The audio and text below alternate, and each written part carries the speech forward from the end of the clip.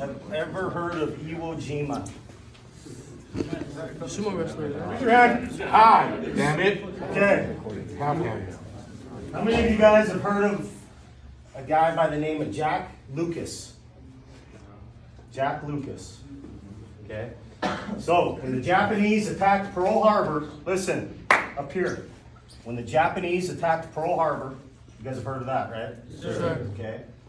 This kid, Jack Lucas, said, I need to sign up and I need to do my part. Okay. Do we have anybody in here that's 14 years old? Okay. You 14-year-old. You 14-year-olds.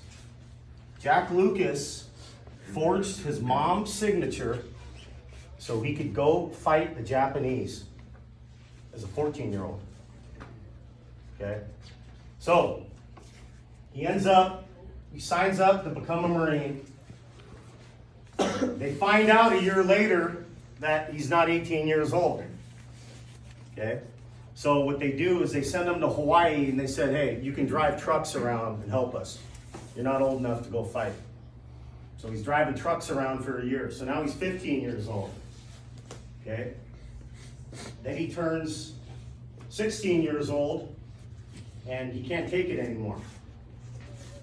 He goes, I got to do something. I'm tired of driving trucks around. Okay?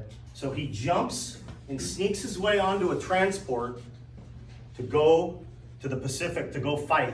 Literally sneaks onto a transport, big ship, and hides in the back in some galley or some shit so he can go fight. He turns 17 years old on that ship. Turns 17 years old. He gets caught on the ship. And the guys in charge say, hey, we're going to put you in your unit and let you go fight. So he lands on Iwo Jima. There's 20,000 Japanese dug in on Iwo Jima, okay, underground. It was the bloodiest battle in the Pacific Theater of War. It was ugly. Hand-to-hand combat. At night, that's when the Japanese would attack. Okay? So when the Americans were sleeping in a foxhole, the Japanese would attack at night. They'd infiltrate your lines. They'd come up from underground. They'd throw grenades into the foxhole that you were dug in. So Jack Lucas, who's 17 years old, is in a foxhole with two guys, two of his buddies. Okay? Is there any 17-year-olds in here? Put your hand up if you're 17. All right? It's pitch black. He's sitting in a foxhole, and his gun's jammed, and he's trying to fix his gun. And all of a sudden, two grenades land right next to him. He pushes his buddies out of the way, jumps on top of both grenades. One of them doesn't go off, the other one goes off. He goes flying into the air, lands on his back. The two Marines are attacked. They're in hand-to-hand. You got to get out. They're in hand-to-hand combat fighting. The two Marines think he's dead. And they keep going to the battle. The next day, another soldier finds him. Okay? He's still alive. He's still breathing. 26 surgeries later, he lives through this ordeal, guys. 26 surgeries. Okay? He tried to save his buddies. He did save his buddies' lives.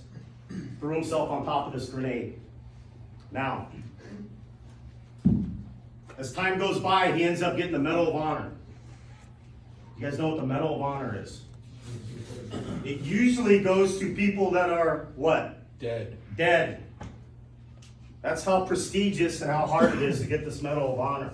Now, I think as a society, we kind of fail as a society because we don't teach these things, and you guys don't learn about this. So tonight, okay, Jack Lucas, I want you to think of him. He passed away, I believe, in 2009 or 2010, but we're going to dedicate the lift tonight to Jack Lucas.